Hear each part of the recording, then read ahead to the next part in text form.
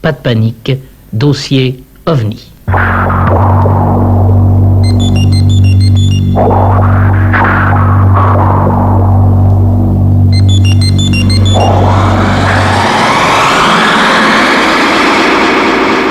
Dossier OVNI. Jean-Claude Bourret, nous allons reprendre les témoignages que vous avez pu recevoir de différents témoins de ces mystérieux OVNI. Depuis quelques jours, depuis jeudi exactement, nous avions un peu arrêté cela, puisque jeudi soir, M. Gallet, ministre des Armées, répondait à vos questions, et que vendredi soir, c'était vous-même et Pierre Guérin qui répondiez aux questions des auditeurs. Alors, où en sommes-nous maintenant, Jean-Claude Bourret ? Eh bien, ces mystérieux humanoïdes, nous allons les voir de plus en plus près, et pour cela, je vous propose le témoignage de monsieur et madame Mosin, témoignage recueilli par l'un des reporters de l'ERTF, André d'Archeville, un témoignage qui est vieux de 19 ans, puisque cela remonte en novembre 1954.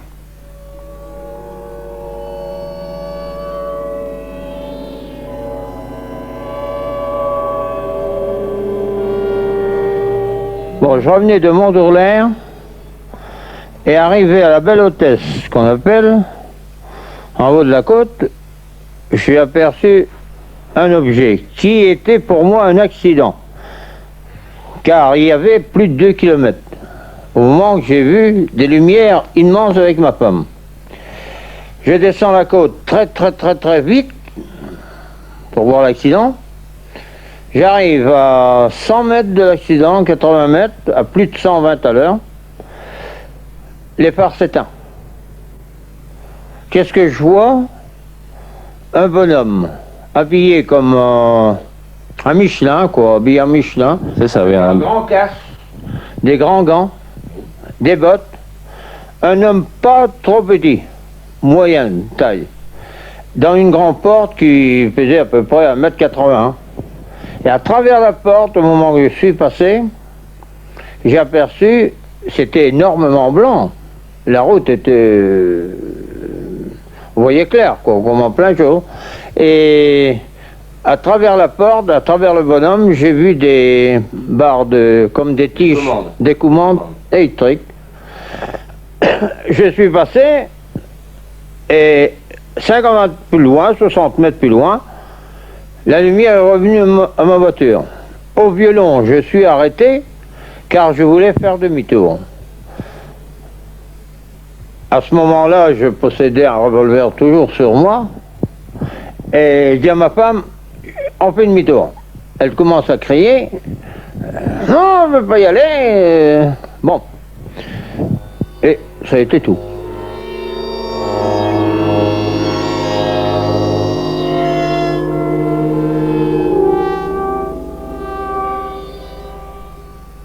Mais le lendemain, comme étant président de l'USM ici Montbeuge, je devais aller voir un match de football à Reims. Alors je prends un ami ici, qui est un buraliste, qui est malheureusement mort, ça il donnerait des preuves lui-même. Je lui ai dit, j'ai vu une secoupe hier. C'est pas vrai. Si, j'ai vu une secoupe. Je vais te le montrer en allant à Reims. J'arrive à l'endroit voulu, là-bas. Et il descend, et je lui dis, regarde, il y a 3 pieds. Il y a un pied là, un là, et au milieu c'est brûlé. Oh, c'est vrai, c'est moi qui ai perdu, qui dit. Vous aviez fait un pari, je crois, avec lui. Oui, j'avais parié une bouteille de champagne et un dîner. Et je l'ai gagné naturellement. Est-ce qu'il y a d'autres personnes qui ont vu ces traces? Bah, il y avait Gaston avec nous, hein. Oui, avec lui. Hein. Et Madame Moussière était avec nous. Il n'y avait que. Malheureusement, je dis, il est mort. Et l'engin avait quelle forme? Ben, l'engin, c'était un truc comme un cigare, mais de 3 mètres de diamètre. C'est ça, ouais. Sur au moins 3 mètres de haut. La porte faisait facilement 1m80, facilement. Le bonhomme, il restait 50 cm pour lui. Oui, sortir. donc il était de taille normale. Et il marchait. Il allait sortir au moment où j'arrivais. Je l'ai vu marcher.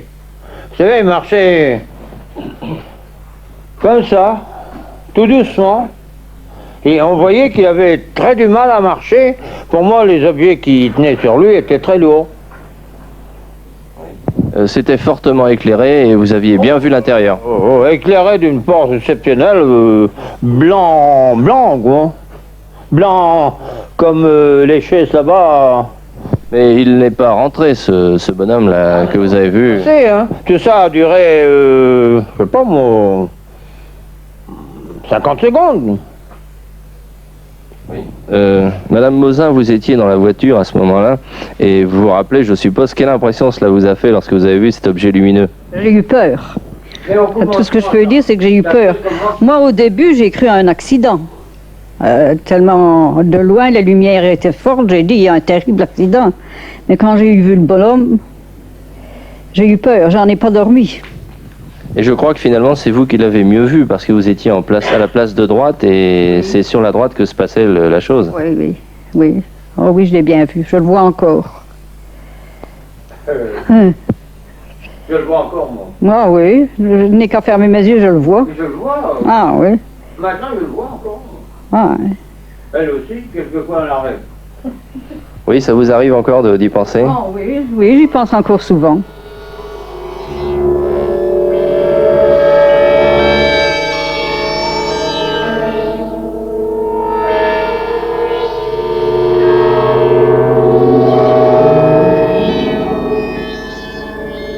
Et au début, à quoi avez-vous pensé quand vous avez vu cet engin?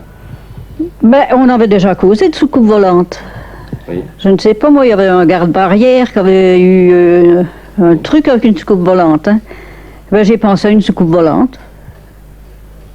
Et vous n'avez pas voulu que votre mari fasse demi-tour? Oh, non, je ne savais pas qu'est-ce qui allait se passer. Du fait qu'on avait été sans lumière comme ça, hein, et puis après la lumière est revenue, je dis non.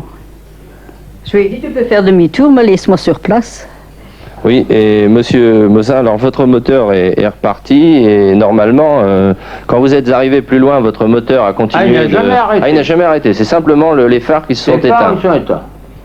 Il a rallumé, je veux dire, à 60 mètres, 80 mètres, je ne saurais pas dire. Je marchais très vite une nouvelle Aronde. C'est quand on a créé les nouvelles Arondes, j'avais acheté une nouvelle Aronde. Et malgré l'absence de phare, l'éclairage était suffisant. Oh là là! Plus fort que si j'avais mes phares, pendant le temps que les phares sont revenus. Et est-ce qu'il y avait d'autres voitures sur la route? Vous étiez seul? Ah oui, j'étais seul. Il n'y avait rien, malheureusement, j'aurais bien voulu. C'était bien minuit. Hein. Mais il y a 20 ans, puis à minuit, pas beaucoup de voitures en ce moment-là. Hein, vous savez, pas comme aujourd'hui. Il y a 20 ans...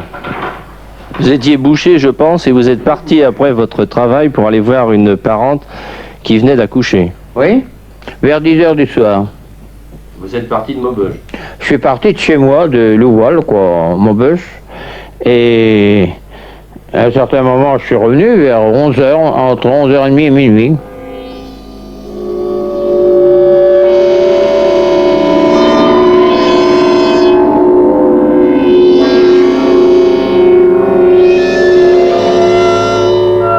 Dans ce dossier OVNI, pas de panique, ce 20e témoignage était le premier où l'on parlait d'êtres, c'est-à-dire de possibles extraterrestres, c'est-à-dire d'humanoïdes. Et je crois, Jean-Claude Bourret, que cette semaine, la plupart des témoignages que nous allons entendre auront, disons, comme dénominateur commun, cette vision d'êtres venus peut-être d'un autre monde. Absolument, Claude. Et dès demain, nous allons entendre un document exclusif, un document dont je vous raconterai l'histoire demain. C'est une dame qui est professeure de français quelque part dans un lycée de France actuellement et qui, il y a 2 ans, est tombée presque nez à nez avec un humanoïde à 2h du matin, quelque part sur une colline du sud de la France. Dossier OVNI, pas de panique.